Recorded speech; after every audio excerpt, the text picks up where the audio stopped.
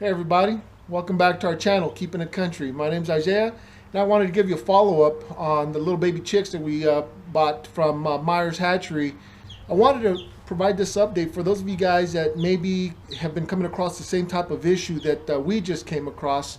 Uh, the first one is what's affectionately known as pasty butt. And that's basically just where the feces and the urine, everything comes out of that one vent hole, like I told you in the previous video. Um, Chicks only have one hole, and that hole is for their poop, their pee, and it's also where the egg comes out. And so pasty butt is essentially the hardening of the feces, all the fecal matter that comes out from the vent. It basically hardens around it. And think of it this way: it acts like a plug and doesn't let them continue to poop. And with time, they can die. They can become very sick and die from that. But that's actually not the main reason that we're providing this update. This update is more to highlight the conditions of the chicks and the optimal temperatures as far as the conditions of the brooder boxes that you put them in. So baby chicks are very, very particular. But what I mean by that is they're very sensitive to temperature, especially temperature. When they have their mamas with them, the mamas provide the shelter under their feathers, and so when the baby chick gets cold, obviously runs under underneath the mom. Once the baby is wanting to come out and explore, or maybe it's too hot under the hen, they'll come out, run around. Even if it's really cold outside, they'll come out for just a little bit, and then you'll see them dart right back in.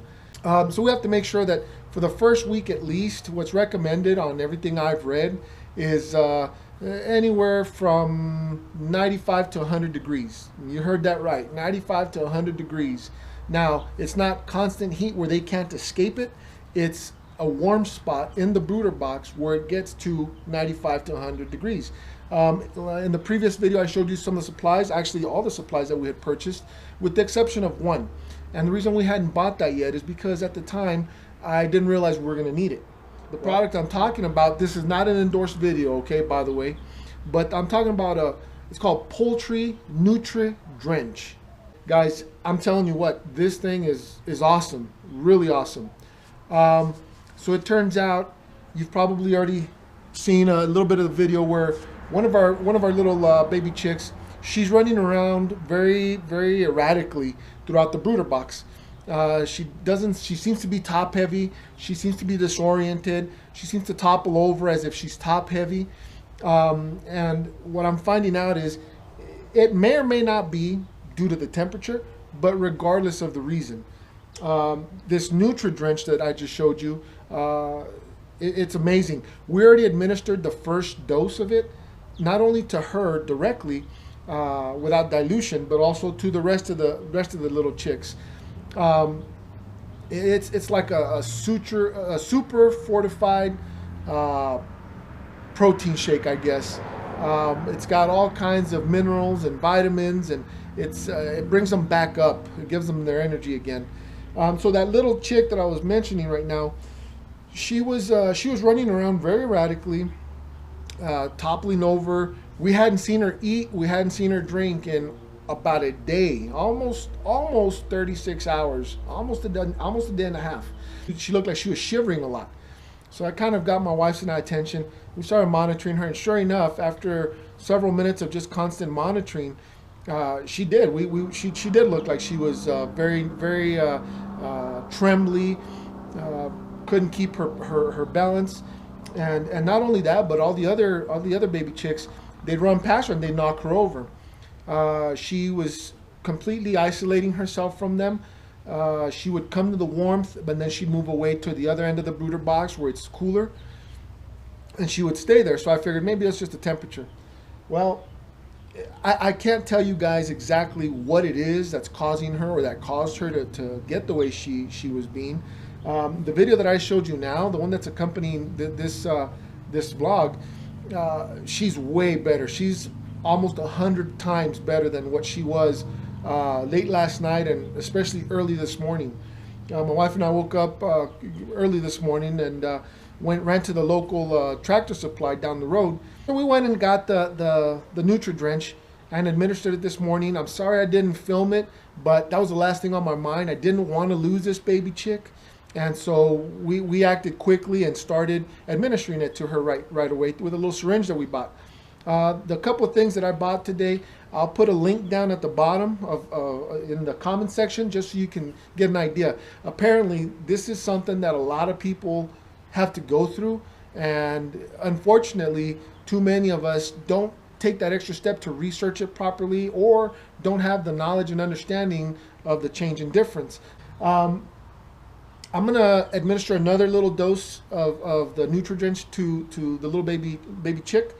And this time, now that I know she's 100 times better, she's not 100% quite yet, but she's 100 times better than what she was this morning. So now I was able to bring out the camera and set it up for you guys and record it, because I know I'm not the only one that's had this problem, and everything I've read tells me that unfortunately too many little baby chicks die because we're not understanding enough of what needs to be done. It's not to say that it'll save them every time, but I'd like to believe that I think we caught this one just in time.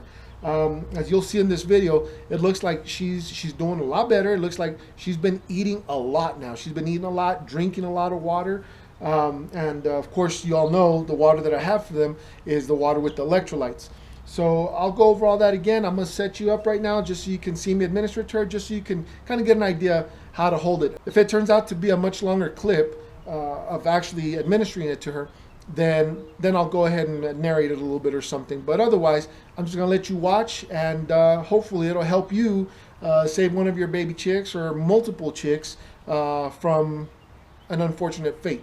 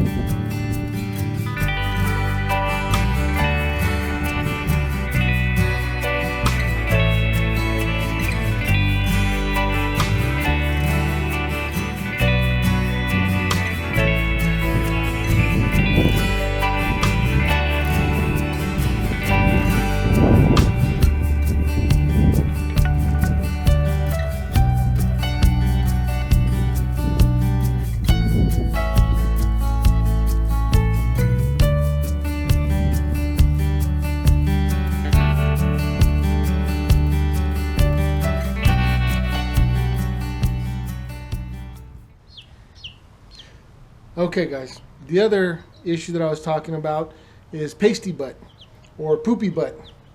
And it's, like I said, where the feces basically encapsulates the vent, the little hole where it comes out of, and it basically plugs them up. So what you have to do is very ever so gently, I know, so you just basically, to see if they have pasty butt, you just basically check their little backside, and all you have to do is get it from the top right here and just gently lift, and it'll expose the vent, the little hole where all the poop comes out. This one doesn't have poopy butt. It's down here. That's the vent right there. If you lift this up and bring this down just a little bit, you'll be able to see. If she had poopy butt or pasty butt, you would see it crusted around there, and what you would need to do is do not pull it off. Do not try and pluck it off, because what happens is they're so sensitive that their little skin will come around. You'll pull their little skin right off, not to mention any little feathers that might be starting to come out. The little plumage will come with the little whatever it is that you're using to pull it off. You don't scratch it off. Instead, what you do is, this is our poopy butt rag, and you warm it up with, or you wet it with very warm water, and holding the chick backwards, just like that, so she doesn't squirm around. With this finger, I use it to bring it down this way, and with my thumb, I gently lift up. If she had poopy butt, it would be all right here.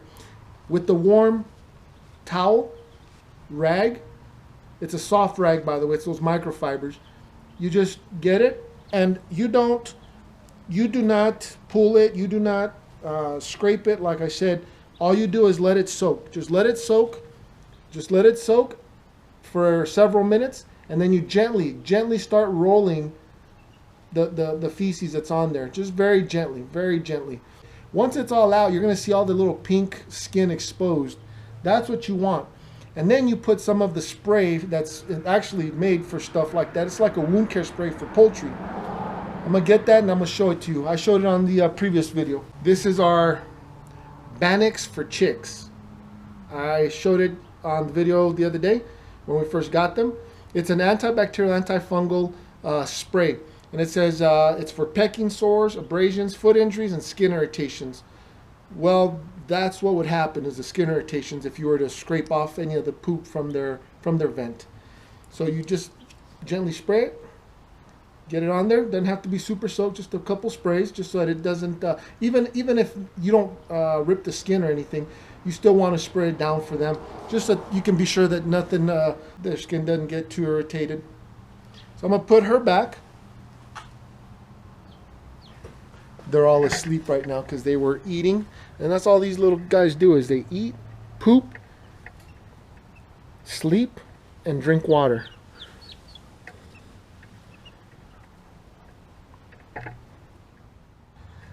Okay guys, so you heard me talk about the pasty butt, you heard me talk about the Nutri-Drench, which is good for the little baby chicks once they're acting unusual or running around sporadically around the brooder box. But also mentioned there's other things that you need to be aware of if you're going to be raising baby chicks. So one of the other things that we bought when we prepared the brooder box for the chicks' arrival was this little digital thermometer. And this is brand is Top Fin. Like I said, it's a digital thermometer. You can change it between Celsius and Fahrenheit. Right now you can see it's 102.2 in the brooder box. It's a little bit warmer than what we normally want to have it. But you'll see we have the thermometer up here at the top of the box for easy, quick of access. And then the wire runs down. You see the black wire, you follow it all the way to the end to where the silver, I'm not sure how well you can see it on the camera, but where the silver tip is, that's the actual receiver that monitors the temperature. And it sends information back through the wire up to this little black box where it displays the temperature. I can't stress enough how important it is to have an accurate gauge of the temperature inside those brooder boxes that you might be using. As you can see, our brooder box is not huge. This is actually an old horse feeder box that I had made, and ended up not using this one. All I did is I put this little gamble. You saw that on the previous video. This rope here, I could have put some chain, but I figured the rope was better. This is so that I can raise and lower the lamp, the heating lamp, as needed. So I can change the temperature for them inside the brooder box. Once it's cold out and it's nighttime, I usually lower it just a little bit more. Not too much more, but there's about a foot, maybe 14 inches worth of space between the bottom of this wire protection cage and the floor of the brooder box. The other thing I wanted to talk about was the way that you heat these brooder boxes. It's not good to have your heat lamp or heating source right in the middle of your brooder box, because what happens is these lamps, they're very powerful and they radiate a lot of heat out, so it spreads, you know, quite evenly throughout the brooder box. You want one side of the brooder box to be nice and warm. with a warm spot from the actual heating element, the heat lamp, right down on it. As you can see, most of them are hanging out over in the corner. So it gives them a choice. It gives them an option. That is where right now to them, that's where they feel the best amount of heat is. Not too hot, but not too cool.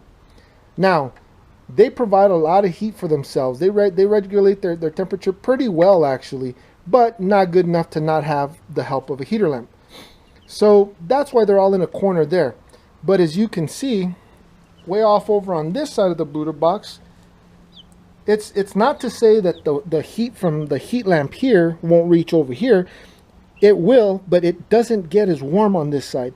So it gives them that little relief, like I mentioned earlier about the hen, letting the little baby chicks run under her feathers when they get cold. As soon as they get a little too warm, they venture out, cool down again. Same concept with the heating lamp.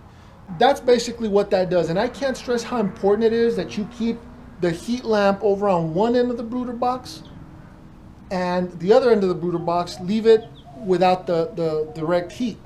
You don't want it to stay at a constant, 95 degrees to 100 degrees in the entire spot of the Brooder box. And some people, unfortunately, they think it's a good idea to use plastic for the Brooder boxes, like those old plastic bins that you find at the big box stores. Other people, they like to use tin boxes. Personally, I chose heat because it does retain the heat a little bit, but it also dissipates very quickly too, and it all adjusts to whatever the temperature surrounding the Brooder box is. So keep that in mind. Like I said, you want the little chicks to think of that analogy that I gave you of the mama hen, where she lets them come under her feathers when they get cold out, but as soon as they get too hot under mama, they run out into where it's nice and cool. And then they come and they go and they come and they go. That's what you want with your Brooder box. That gives them the best choice regarding temperature.